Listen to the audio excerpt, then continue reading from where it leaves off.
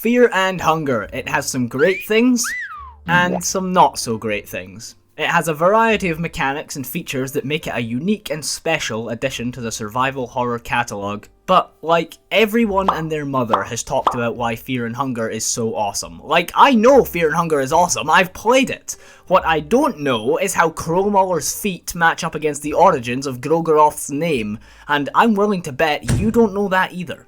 So, let's put aside something serious and rank some absolute horseshit. Man, do I love this thing, and let me tell you why. Believe it or not, the wheelchair actually has some pretty deep mystery surrounding it. First up, we have to talk about its strange ability to detect when the player is starting a new run. If you're playing as Olivia, the wheelchair spawns in the train. If you select any character other than Olivia, the wheelchair teleports out of existence, only being brought back by Marco outside of the restaurant in Prehevel. If Marco is unavailable, be it dead or you're playing as him, the wheelchair just won't appear. Or maybe it will. I actually did a little bit of research on this, but nobody has a concrete answer on where the wheelchair spawns. Some people think it's the orphanage, some people think it's still in the restaurant, but you know, I don't know, man. Don't shoot the messenger. Pocket Cat manages to get his hands on it at one point, God only knows where he found it. It's genuinely like this wheelchair has a mind of its own. It has more mystery surrounding it than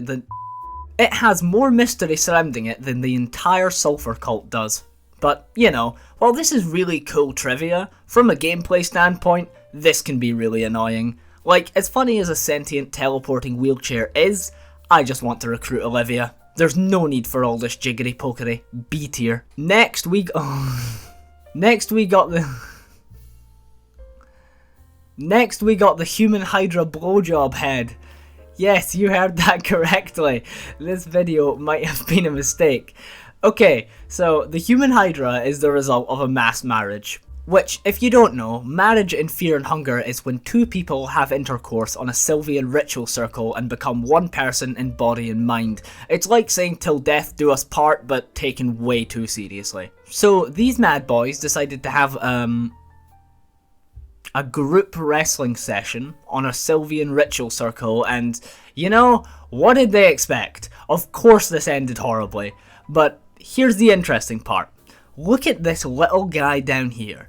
He looks like he's having the time of his life, doesn't he? Almost like he's getting the God of the Depths special. So, this got me thinking. We can't see the inside of the Hydra, right? But let's assume it's filled with more body parts. What if this guy's weenie got merged in a particularly compromising position and now he's getting perpetually vacuumed? That might be the worst sentence I have ever said. I am so sorry. Anyway, this is the greatest Fear and Hunger theory I've ever come up with, and I think you should all appreciate my deep thinking I do for this content. A tier. Shit bits. This is probably the funniest thing in Fear and Hunger. The fact that amongst all the horrors of the dungeon, you can just die by falling into a toilet just cracks me up.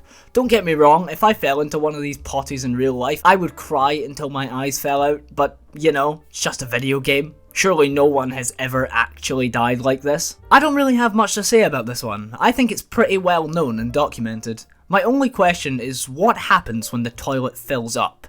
Like, I'm not seeing a flushing system anywhere around here. Does it just overflow? Ew. Yucky. D tier. For Apollo 94. Oh, what a legend. I love this guy more than I love my bed. And I'm a diagnosed sleepyhead. This is the guy who got me started on Fear and Hunger. Without his countless hours of Fear and Hunger fun, I wouldn't be nearly as interested in the game as I am today. He's incredibly entertaining, does a lot of research for his videos, and beats the game in more ways than I have thought possible. He taught me about debug spots, that one healing method in Mahabre, and overall just how to break the game. Truly a legend in the community.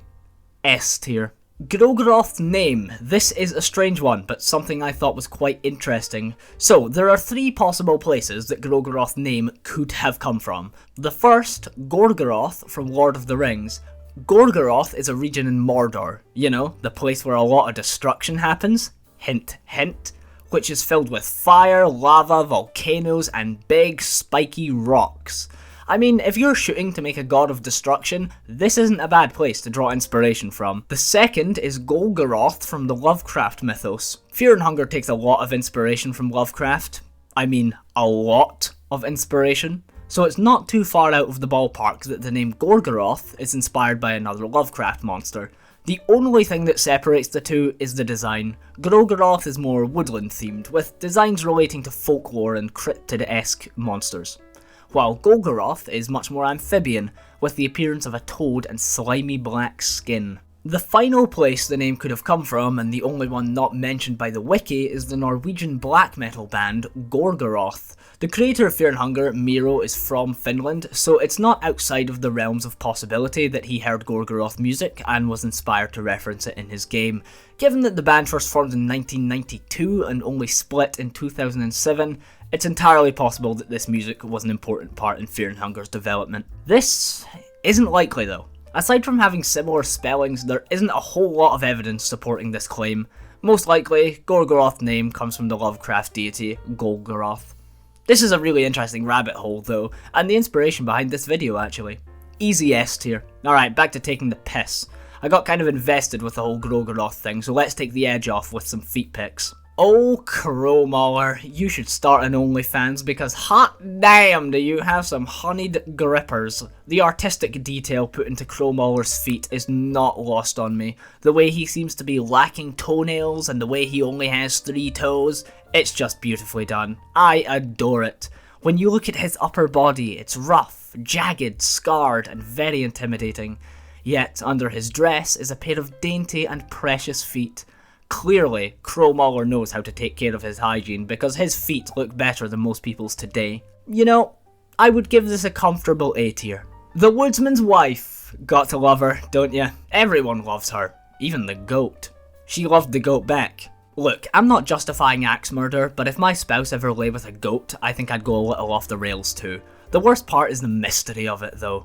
I mean, the goat does have a human form, which is pretty cool, but as far as I know, it's never confirmed which version of the goat she was attracted to. Maybe she slept with the human form? That would be less weird? But this is Fear and Hunger at the end of the day. The chance of this being even slightly normal is pretty slim. I think she slept with the goat. Yes.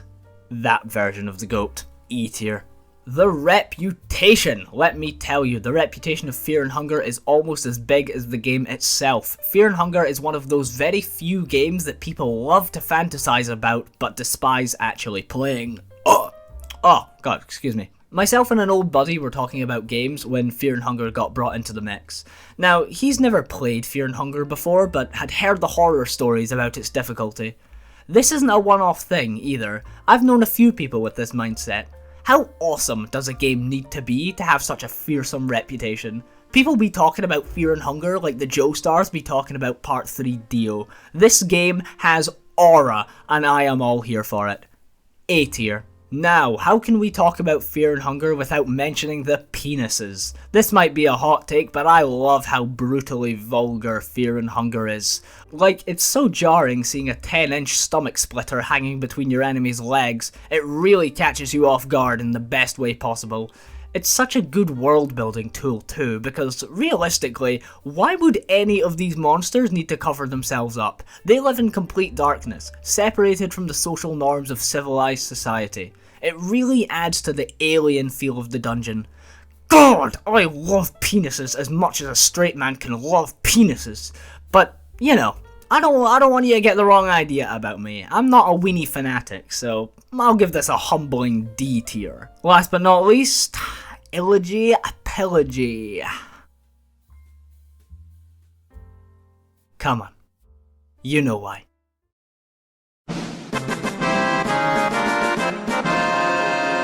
Now, how can we talk about Fear and Hunger without mentioning the penises? This No, man, I can't.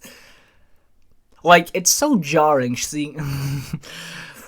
God, I love penises as much as a straight man can love penises. I can't do this. God, no.